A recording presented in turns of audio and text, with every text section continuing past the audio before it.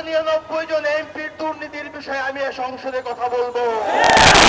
বাংলাদেশের সংসদ হবে জনতার সংসদ।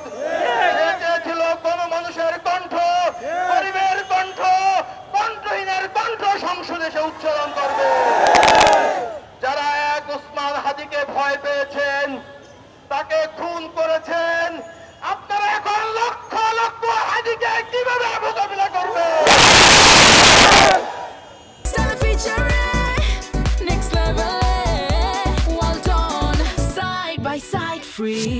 রাষ্ট্রের পরিস্থিতি খারাপ হওয়া